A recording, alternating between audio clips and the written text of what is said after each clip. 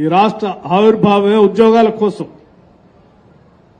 10 సంవత్సరాలు రాష్ట్రం ఏర్పడినప్పటికి కూడా రాష్ట్ర ప్రభుత్వంలో ఉన్నటువంటి ఖాళీలకు సంబంధించిన 2 లక్షల పైబడి ఉన్న ఉద్యోగాలను నియమించుకోలేదు.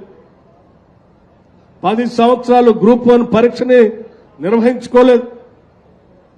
10 సంవత్సరాలు నిరుద్యోగ యువతి యువకులు ఉద్యోగ అవకాశాలు రాక వారి వయసు దాటిపోయి, పెళ్లిడు వయసు కూడా దాటిపోయి, అటు పెళ్లి చేసుకోలేక ఇటు ఉద్యోగం లేక తల్లిదండ్రులకి భారమై కొద్దిమంది పిచ్చోళ్ళై దీనికోసమైనా మేము పోరాటం చేసిందనేటువంటి ఆవేదనతో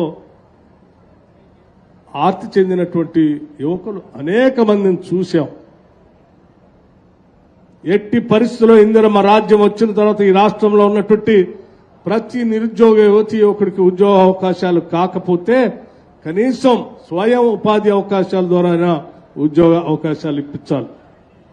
కనీసం ప్రభుత్వ పరంగా ఉన్నటువంటి సంస్థల్లోనైనా వారు చదువుకున్నటువంటి దానికి తగినట్టుగా ఒక ఉద్యోగ అవకాశం కల్పించాలి.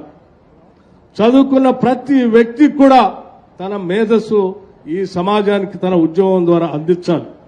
అలా అందించగలిగినప్పుడే ఈ రాష్ట్ర ప్రభుత్వ ప్రజలకు కట్టినటువంటి పన్నుల ద్వారా మీకు నేర్పిన విద్యా బుద్ధుల ఖర్చు ఈ సమాజానికి మీ మేధస్సు ద్వారా మీరు అందించగలిగితే అప్పుడు న్యాయం చేసినటువంటి వాళ్ళు అవుతారనేటువంటి ఆలోచనతోనే రాష్ట్ర ప్రభుత్వం రాగానే పబ్లిక్ సర్వీస్ కమిషన్ ప్రక్షాళన చేయటమే కాకుండా గ్రూప్ 1 పరీక్షలు నిర్వహించాం, గ్రూప్ 2 నిర్వహించాం.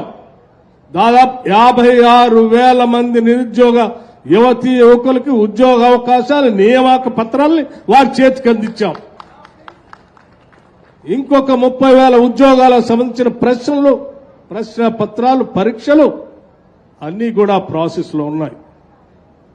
అటు ప్రభుత్వ పరంగా చేసే కార్యక్రమం చేస్తూనే ఇటు ప్రైవేటు పరంగా ఉన్నటువంటి ప్రభుత్వ రంగ సంస్థలకు కూడా ఆ సంస్థల్ని వ్యవస్థల్ని ప్రజల